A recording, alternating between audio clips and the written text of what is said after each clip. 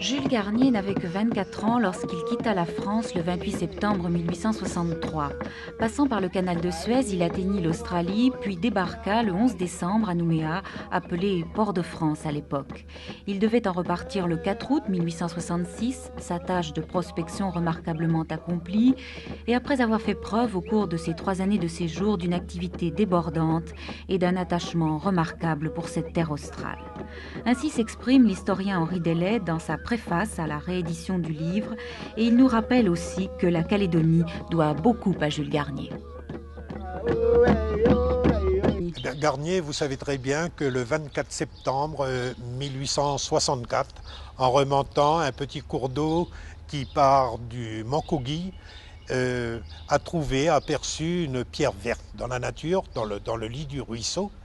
Il l'a prise comme échantillon et soumise à l'approbation, à l'analyse de minéralogistes très cotés d'Australie et d'Amérique.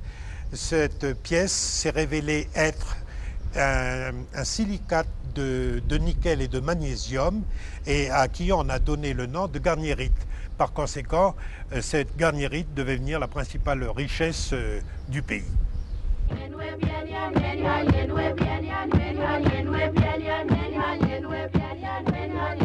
Garnier écrit « Le centre de la Nouvelle-Calédonie est très montagneux, mais toutes les chaînes de montagnes courent dans le sens de la longueur générale de l'île, tandis que les vallées et cours d'eau sont perpendiculaires à cette direction. Une seule belle vallée, la plus grande de l'île, fait exception à cette règle.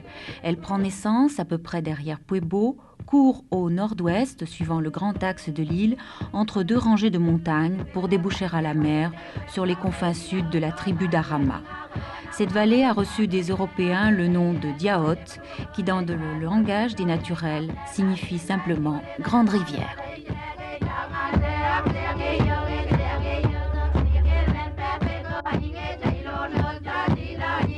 Le premier livre, Nouvelle-Calédonie, côte orientale, n'était pas illustré. Celui qui vous est présenté maintenant est un ouvrage d'un format beaucoup plus grand, de 24 cm à peu près sur 36, mais qui surtout a l'avantage de présenter quelques 67 illustrations et 6 plans ou cartes. Par conséquent, sa lecture est beaucoup plus agréable.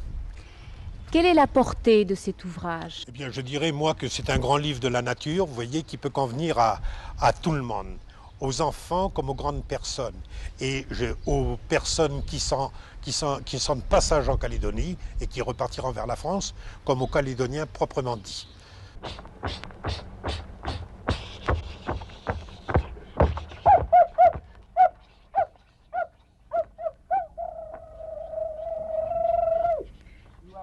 Un oiseau bizarre et spécial à la Nouvelle-Calédonie.